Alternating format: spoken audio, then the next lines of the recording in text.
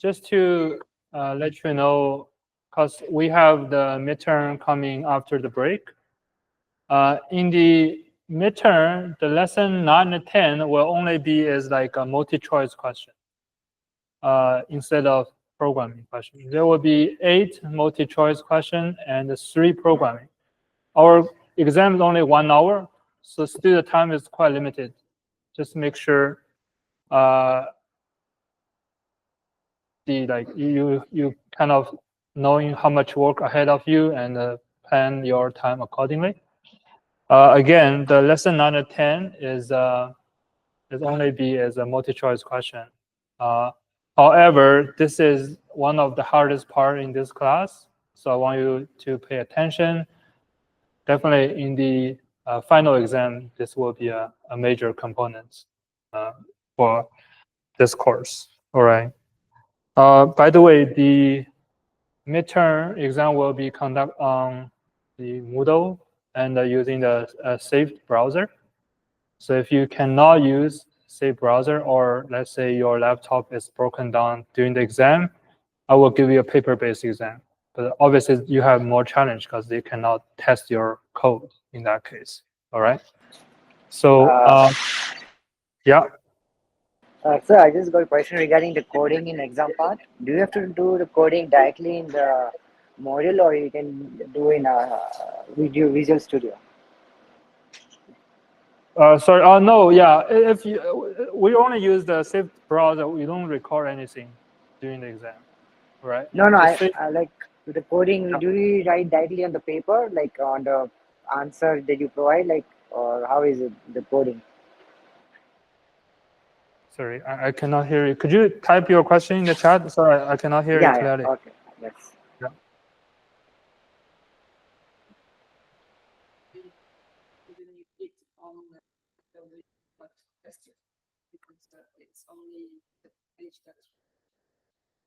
Yeah, I'm working with our e-learning to integrate a compiler inside Moodle. Well, I will give it a try. Otherwise, I will give you some alternatives. All right. Yeah. Okay, let me see a question in the chat.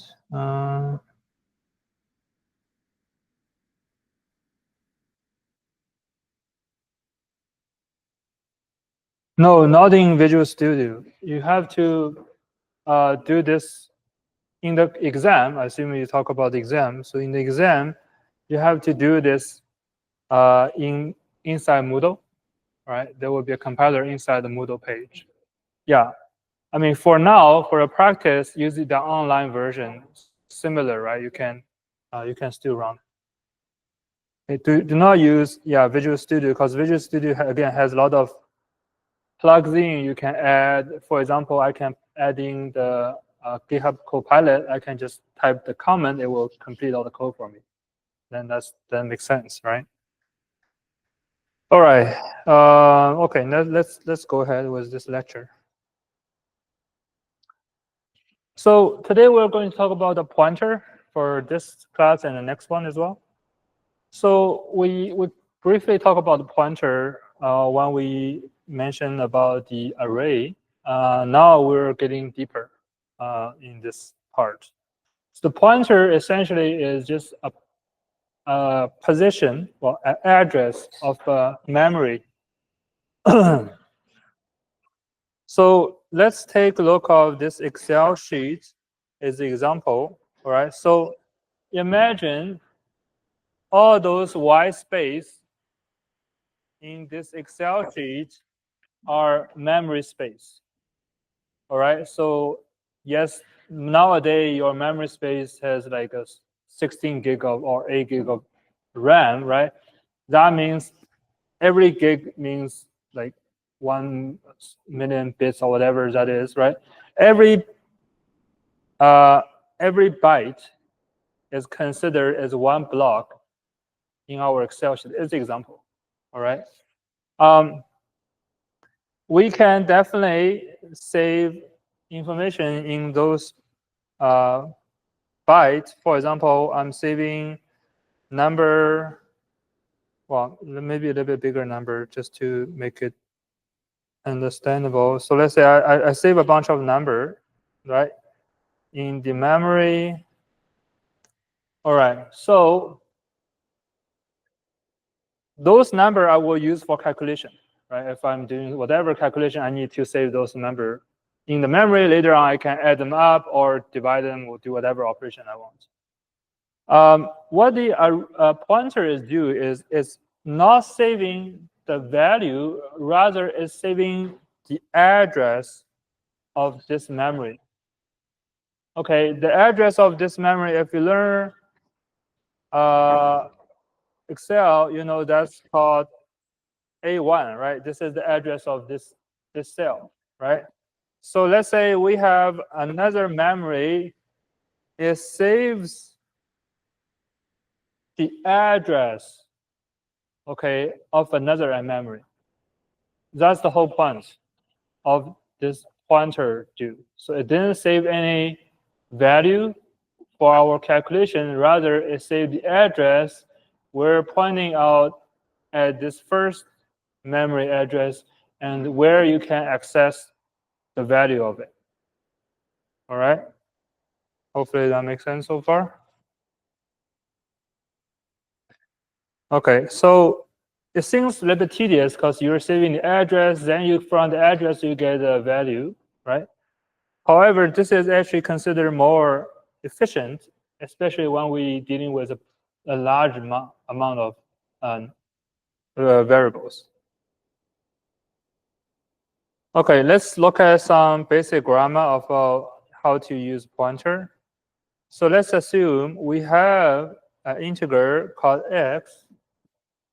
Now we want to create a pointer. Px is pointer to x, right? Pointer pointing at x. So here we can assign the address of variable x by using this and sign. By using this and x sign, we effectively assign the address of x to px. Yeah. Yeah, we'll talk about that in the next slides. Yeah. So this is the assignment. We haven't talked about declaration, so let's take a look of it. A little bit after, just give me a second. Yeah.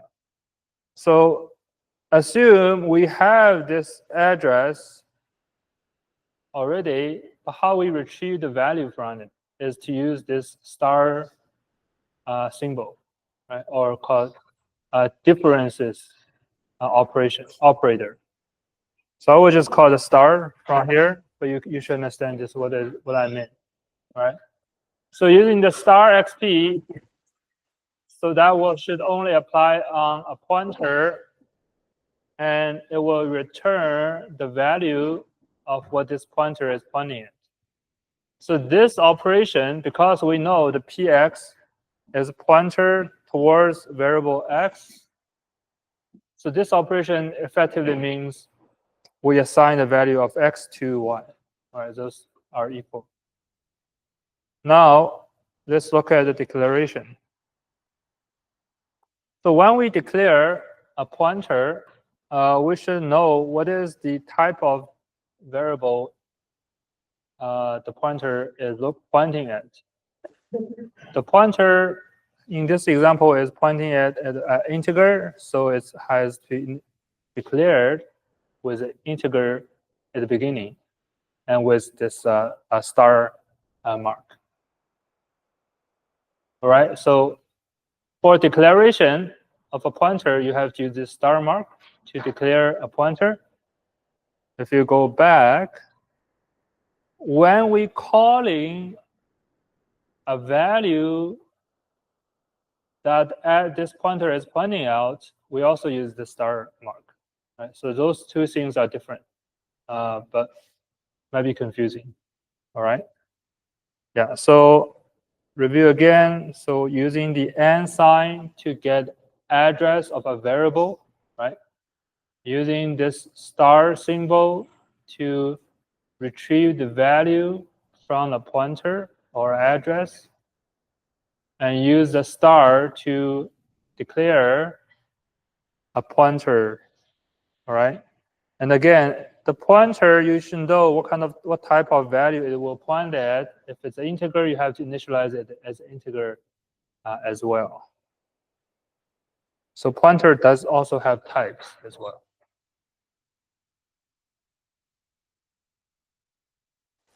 So similarly, if we're going to point at something like a double, we should initialize this dp as a double as well, right? So yeah, you cannot point an object in a different type. For example, you use a integer pointer to point to a double variable, which is not allowed.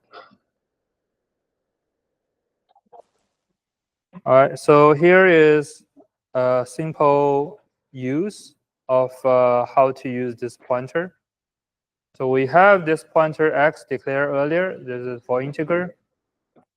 It's pointing at whatever value, that doesn't matter. Then we add 1 to that. That means we are increment the value of x by 1 and assign it to y, right? And we print out the initial value of x, right? And then we calculate the square root of x. Okay, so in those operations, you can see the first one will increment this value and assign to y, but the initial value won't change, right? So this one we printed out, this still print out the initial value. Then what we can also do is convert the integer type into a double for further operation. We can definitely do that as well. Essentially, you basically convert this star px as the variable x directly, right? One note here is like this is the star mark before the px will execute first before this plus sign, right? This is important because if let's say you have a bracket before this px and after the 1, so that's px plus 1 has a bracket and then has a star outside, that's different. Okay, that means the value in the next position in the memory and that address of it. All right, but we will talk about that later. Just know that's different for now. Okay, we'll talk about what that means later. Other way. Yeah, so you can also put this pointer at left side of the assignment. For example, we can assign a value 0 to this particular address, or increment the value by 1 to this value in this address, or in this way as well. Those two are both increment the value of x, right? Again, be very careful. In this case, we need to adding brackets beside this px. Otherwise, we will working with the value from the next address instead. Okay, again, we'll talk about this later. But just for now, if you want to increment the value of the x, in this case, you have to put bracket here. Okay. We can also assign pointer to pointer as well. All right, just like the other variable. Okay, so we have talked about the argument when passed inside the function. We usually pass them as value, which just means they're having a copy of it, right? Rather, if it's passed by reference, it's like only passing the address of it. So the pointer essentially is doing this, right? So if we look at back our example here, so if we're passing a variable, let's say this value, right? This is a part of a memory, whatever this value might need. If we're going to pass it to another function, effectively we're making a copy of it, right? And we save it to another memory address. And inside the function, we're making operation on this memory, this value in this memory, right? Whatever it happens is not changing the original one, all right? However, if we're passing a pointer, which is this one, this is storing the address of a variable, which is the first variable here, right? So now if we're passing this pointer to a function, we're making a copy of this guy. Right? So later on, if we're making change to what this address is pointing at, it's still pointing at this first memory, right? So whatever change you made inside the function will still be changing the original value of this number. All right, so this is what I mean here. So now let's consider a function. All right, we have talked about this function before using a macro, right? So if we're going to swipe to integer, all right, one way we can do is using a macro like we did last time. However, if we want to do that as a function without using pointer, we might have some difficulties.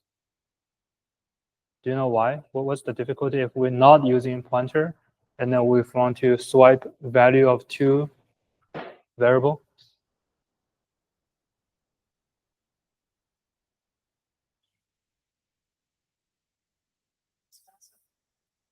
Sorry?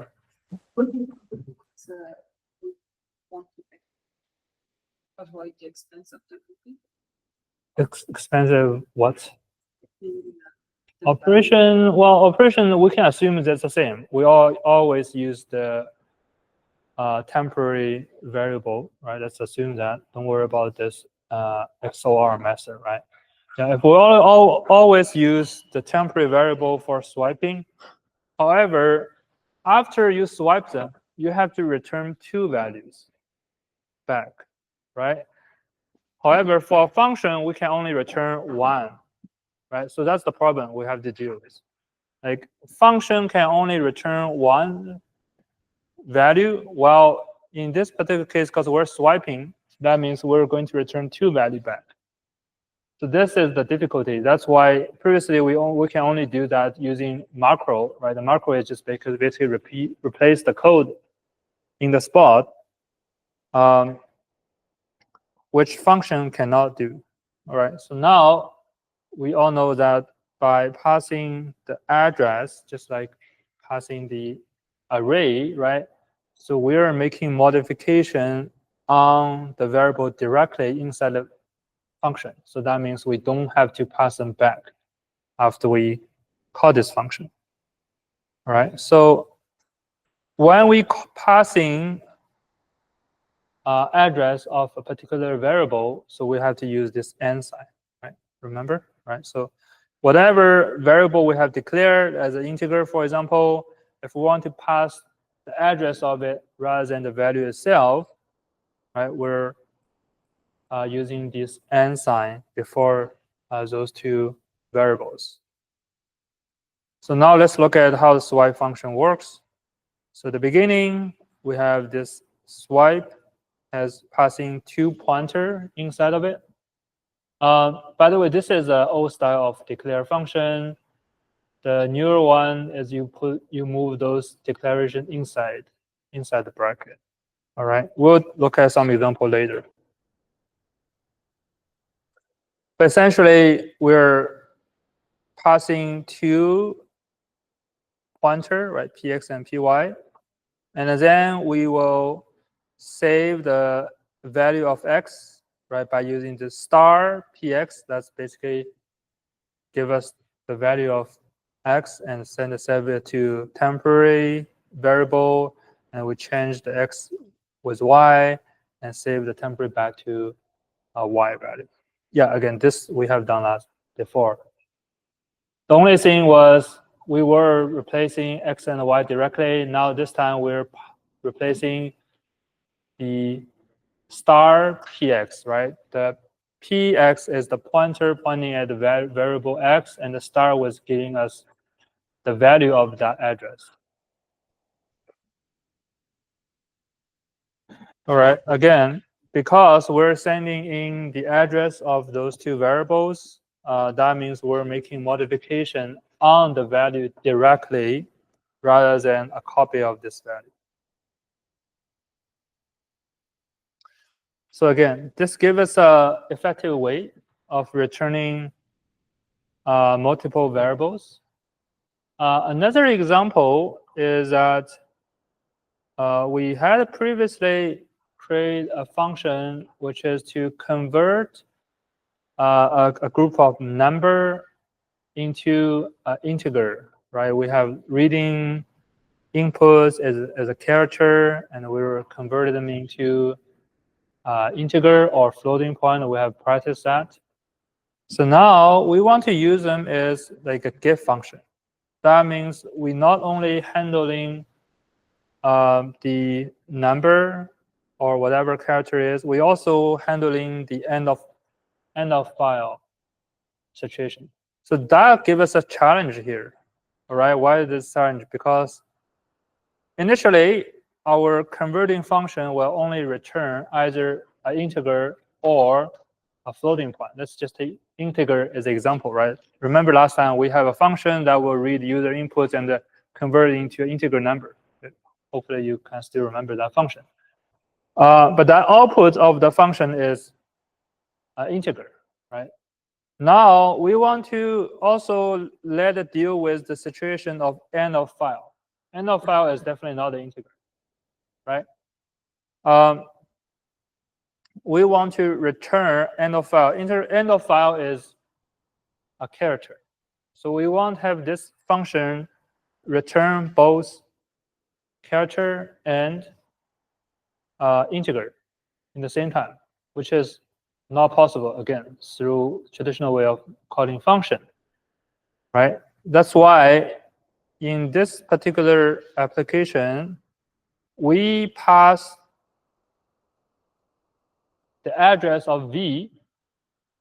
Okay, the v is an integer, right? Storing an integer value. So the integer return of this v will automatically save it into the v value directly. That's why we later on we just use it directly to save it to array. However, the character return of this function will be returned by this function instead. Let me repeat. So in this particular case, we want our function to return two types of value. One is the integer, the other is a character. So we'll store the result of this integer into the v through passing a pointer here, while let the function itself to return a character. Therefore, we can compare this character if that's equal to end of file for this for loop. So here is how the function look like. The beginning part is you should be very familiar with it, because basically it's reading every character inside and determine if it's a positive or negative, and it's determining what's the number one after another, and if essentially we will save this number into this PN, right? That's the number we actually saved.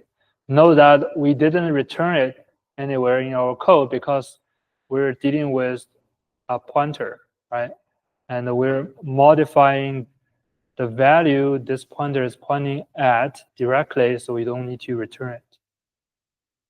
Instead, what we return is only a character, right? So we return this character, either it's just a character we don't want, for example, like a space or tab, whatever that is at, or we're returning end of file character. So this return only will return this character back to the as a function output. All right. So let's do something similar. So we have already seen how this get integral works. We want to expand it, right? So we want to get a float. So we're going to create a function called getfloat using the pointer, right? So for example, the input is -123.456. You just convert into a double value. Here is a simplified code template. Again, the template I provide in our project folder is complete. You should have everything necessary, but just to show the critical part in this code where you need to fill out is the secondary part. So I only leave them on the slide. Effectively, we already give you the example of how to paste the integral part and the sign. So you wanted to do, what you wanted to do here is to complete the part so you can paste the fractional part of it, right? Remember, we're going to use a power of it, right? Every time you read in a digit after the decimal point, you will increment this power by 10 times, right? So later on, you will divide your value by the power so you can move this decimal point back to the correct position of it. All right, so let's give a shot of this one. Again, the logic is exactly the same. We have showed it before. Now, the only difference is you are going to deal with this the pointer, right? So not using the n directly, rather you are using the value, which is the star np, right? The value of this pointer pointing at this n.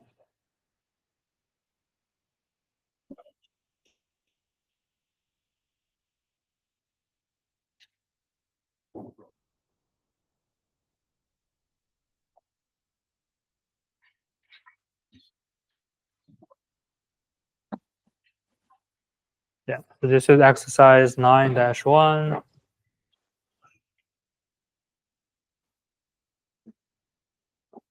Yeah, just for those joining later, the pointer is one of the hardest part in this course. We will not test it as a programming question in the midterm, but it will be in the final, right? Because you won't have assignment for this pointer yet before the midterm. In the midterm, you only have multi-choice question about pointer, right? But then in the final, you will have programming question on the pointer.